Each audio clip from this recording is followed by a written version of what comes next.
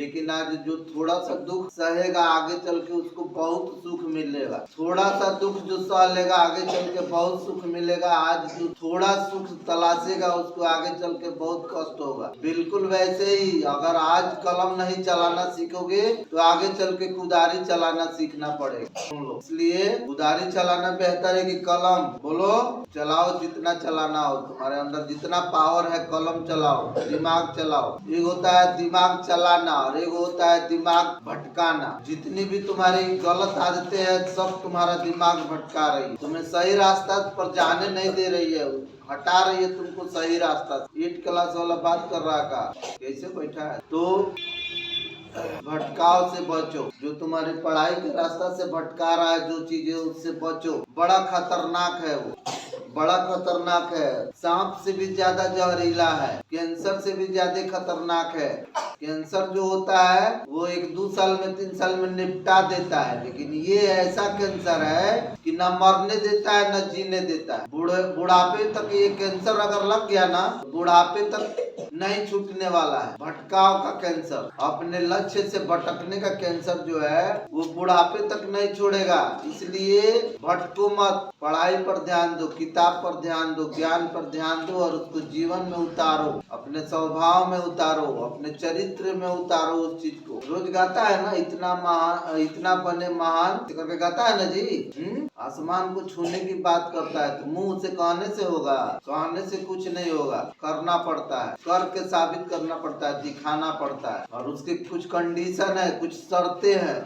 जैसे सामान खरीदते हैं तो उसको यूज कर देने का निर्देश होता है ना, कैसे सामान को यूज करना है। उसी तरह से अपने जीवन को भी कैसे यूज करना है उसका भी निर्देश है, मैनुअल जिसको बोलते हैं। इस बॉडी पार्ट का भी मैनुअल है। जो इस बॉडी पार्ट के मैनुअल से बाहर जाएगा उसको तड़पना पड़ेगा, छटपटाना पड़ेगा, कष्ट भोगना पड़ेगा।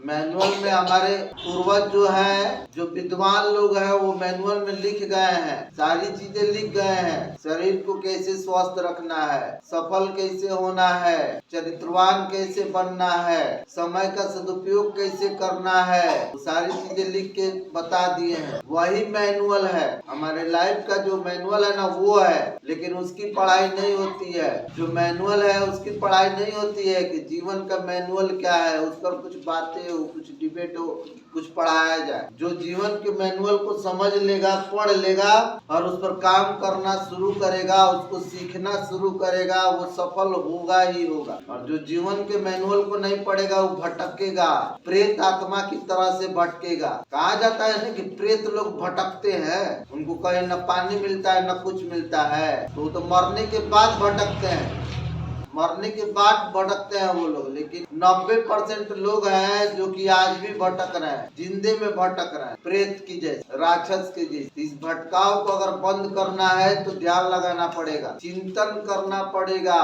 विद्यार्थियों में चिंतन की आदत होनी चाहिए, ध्यान लगाने की आदत होनी चाहिए। लेकिन आजकल के विद्यार्थी ध्यान क्या लगाएंगे, मन बेचैन रहता है, बेचैन आत्मा बने हुए हैं सब। इस बेचैनी को दूर करो, थोड़ा ठीक करो अपने आप को स्वभाव से, और तुम्हारा माइंड कंट्रोल नहीं होगा, कुछ भी कंट्रोल नहीं होगा। तुम्हारा माइंड ही कंट्रोल नहीं है, ये जान लो। माइंड को अपने कंट्रोल में करो, अपने जीभ को कंट्रोल में करो, अपने आँख को कंट्रोल में करो, अपने कान को कंट्रोल में करो, अपने नाक को कंट्रोल में करो।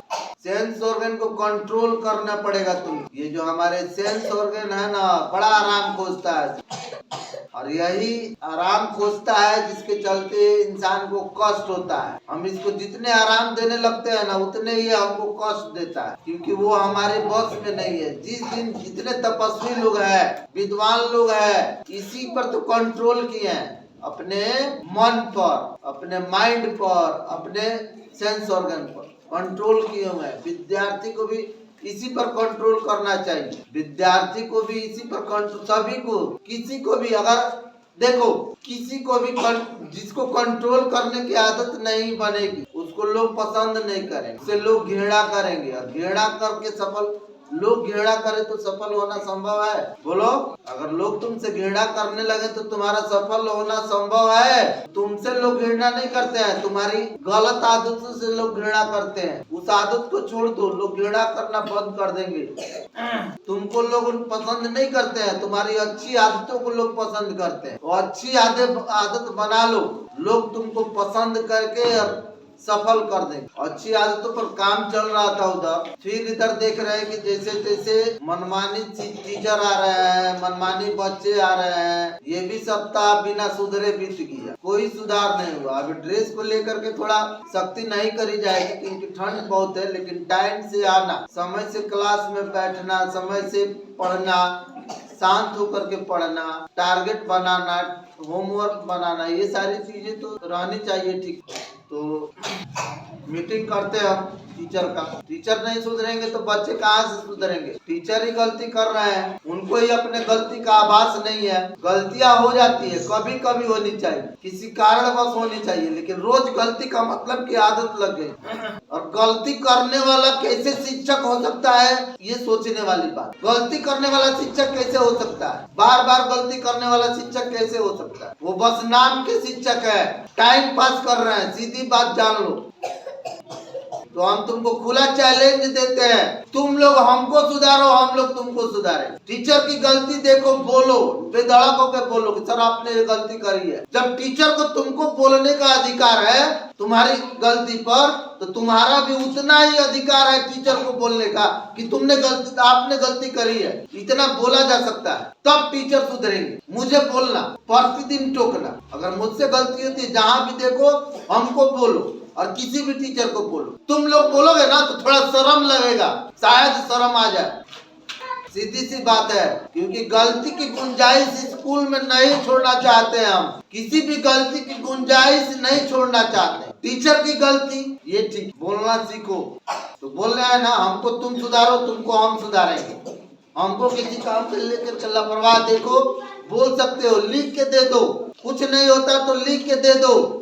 लिख करके एक बोले तेरा शुभम, कंप्लेन बॉक्स बनाने के लिए बनाओ उसको और डालो, उसमें डालेंगे बच्चे लिख करके उनके नाम से। तुम्हारे अगर पहचान नहीं चाहते हो कि मेरा पहचान छिपा रहे, तो लिख के डाल दो, किसी से लिखवा के वो डाल दो उस टीचर के नाम से। इतना कर सकते हो और ऐसे ही सुधार होगा।